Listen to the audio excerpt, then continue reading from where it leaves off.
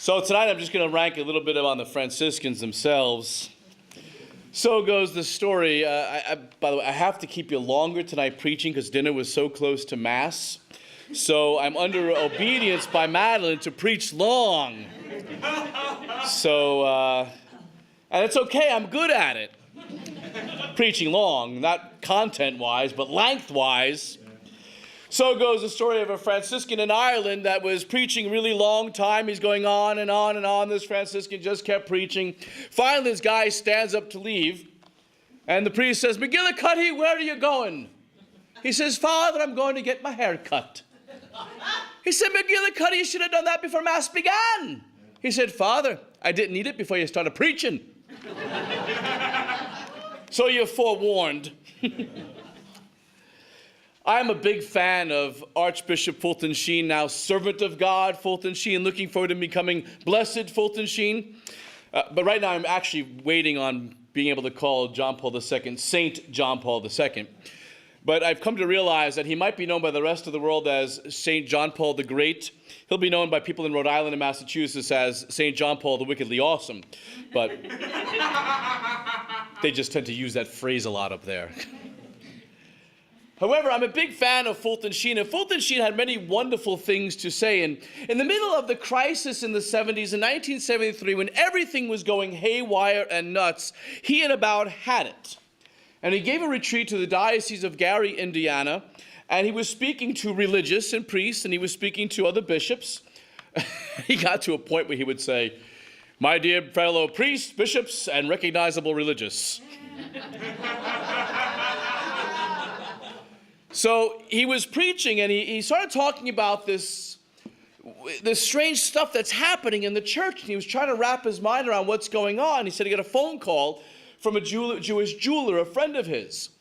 And he said, "Come down here right away." And he goes down there, and the guy had a bag full of silver crucifixes. And he said to him, "Where did you get these?" He said, "One of your religious sisters dropped them off. They said they weren't going to need them anymore. She wanted to know what they're worth." And typical Fulton Sheen style, he weighed them out, 30 pieces of silver. As only Fulton Sheen can say it. And then he became quite irate. And he said, "What's going on in the world?" He said, "Priests not wearing the collar, religious not wearing the habit. How do you know a football field? By the goalposts. How do you know a baseball field? By the bases. How do you know a religious? By the habit. Everyone's throwing off the collar. They're throwing off the habit. They want to be with it. Everyone wants to be with it. Someone tell me, what is it? There's some mysterious thing called it out there dragging souls to hell. To hell with it. Be with Christ." Like, yeah. Now, I'm listening to the tapes of this, of course, years later. But it was in the late 80s, early 90s, I was listening to it, suffering the effects of what had happened in the church during that crazy, tumultuous times where we were getting rid of the cross and putting up resurfixes. That's a resurrection Jesus or a touchdown Jesus that replaced the crucifixes. And we started getting away from the cross, like we don't need the cross anymore. And there was this whole attitude of, we're going to focus on the resurrection now. As if we didn't focus on the resurrection in the past. As if we had forgotten about the resurrection. We hadn't forgotten about the resurrection, but some people wanted to forget about the cross. And that was the problem. There is no Christianity without the cross. There is no Christianity without the cross. It is the most loving act ever made in the history of humanity. And yet we've taken it off the wall. Stations come down. People stop wearing them. And we lose the importance of that most incredible sign of intense love that humanity has ever known. Has ever known. When we understand the mystery and the beauty of the crucifix, not just the cross, but the crucifix, we come to understand our dignity. We come to understand our worth. We come to understand who we are. And if we lose the cross, we lose our dignity. We lose the crucifix. We miss our self-worth. And we miss who we really are. And we get lost. And we forget who we are. There is so much brokenness in humanity, and this is nothing new. People only now use the phrase, I come from a dysfunctional family. Find me one functional family. Did you ever read the lives of the 12 sons of Israel? Talk about dysfunction. Judah sleeping with his father's concubine. 10 of the brothers beat up their little brother and sell him into slavery. Judah goes off with his daughter-in-law, who he thinks is the temple prostitute, as if that made it better. And this is the line that Jesus descends from.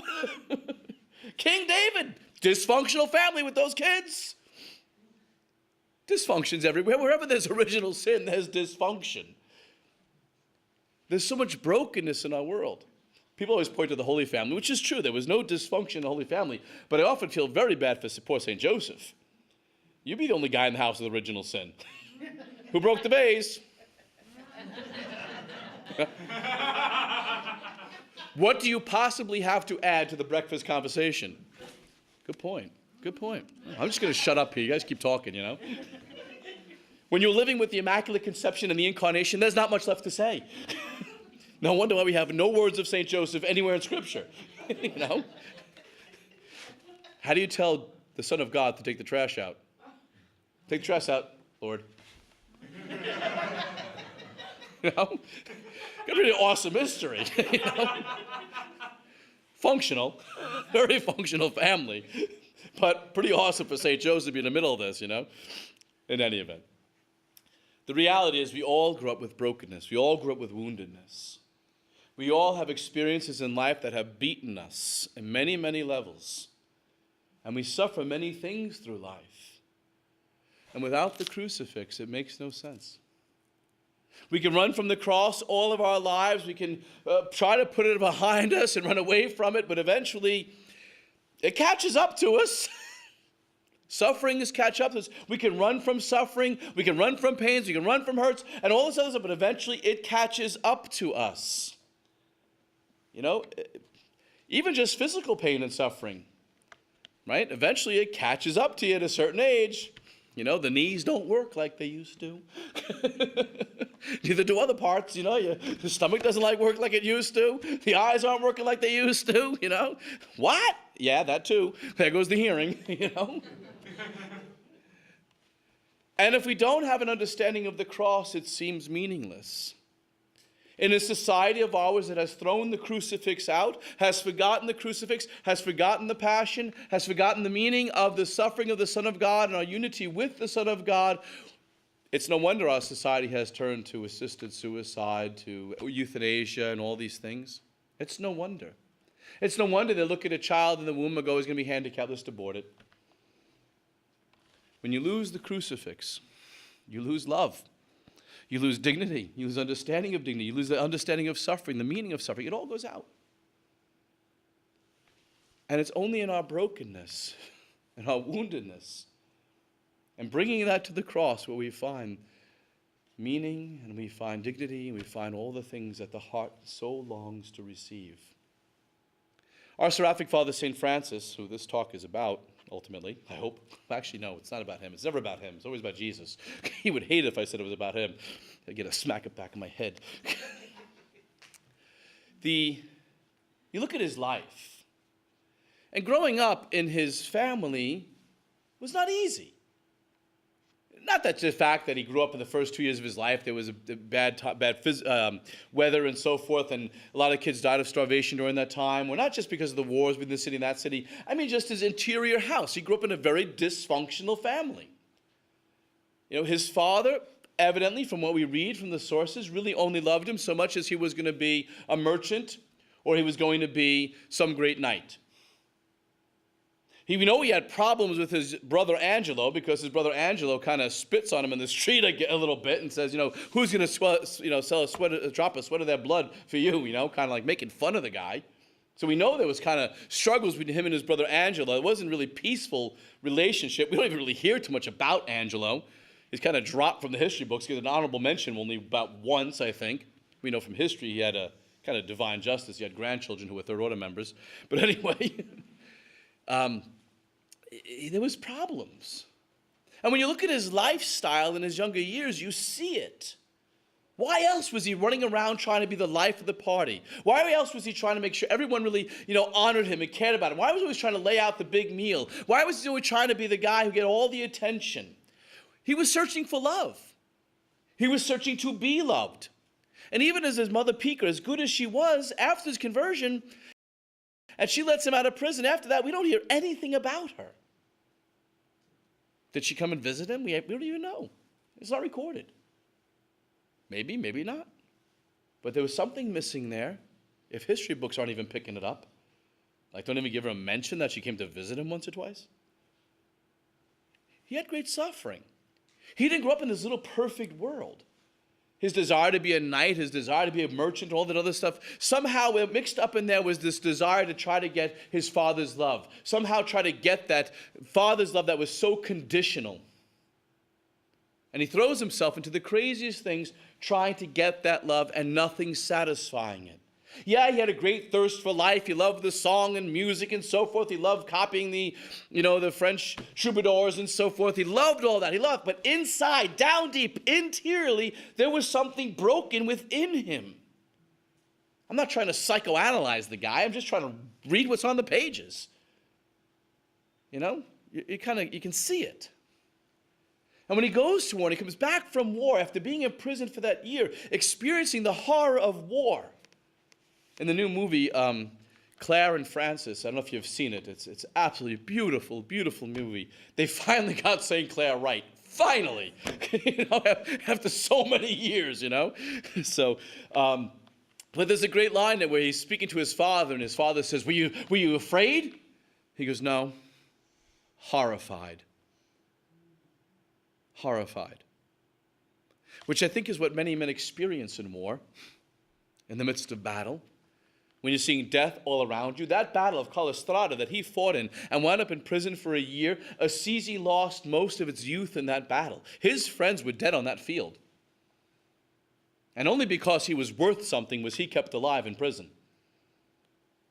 And it was after that he had to readjust and try to figure life out. Trying to figure out what was going inside of himself. Taking a good self-examination. Life kind of lost its luster. He tried to gain it back for a while, but just wasn't there. And then as he started discovering his faith again, slowly it was coming back. Going off to pray, finding something beautiful in prayer, experiencing the beauty of prayer, experiencing God, experiencing the depth of his faith, and being awakened in his faith, things began to change, but it wasn't fully there. It wasn't there until he entered into that cave, and he began to pray. And while he was praying in that cave, he beheld Christ hanging upon the cross. And the experience that he had interiorly to himself as he began to realize it was his sins that did this. That he was, responsible in part for the crucifixion of Christ. But yet the guilt and the shame was being met by the intensity of the love that he was experiencing from that crucifix. His sins smacked against the mercy of God. His brokenness was being healed by the intensity of the love of that cross. Bathing in the light of the glory of the cross, all of a sudden life came together for him. And he understood his dignity. He understood his worth. He understood the beauty, the true beauty of life. He finally understood unconditional love. And he began to mutter that prayer that he would pray until the very end of his life. Who are you? And what am I? Who are you and what am I? What am I but a poor, miserable wretch of a sinner? Who are you that you love me this much? Now in the beginning, when he would pray that prayer, there was a bit of that reality of his own personal sinfulness and how horrible of a sinner he was. And he marveled at the mercy of God. But then, all of a sudden, he just decided, you know what? I'm going to stop trying to figure this out. I'm going to stop trying to figure out why he loves me so much. I know I'm a poor, miserable wretch of a sinner. I know what I've done. I know what I've been searching for. But he loves me. And gosh darn it, I'm just going to let him. See, when St. Francis finally decided to rest in that love, to accept it, when he finally accepted it and consented to it, and said yes to it and allowed himself to be loved, that's when life changed for him.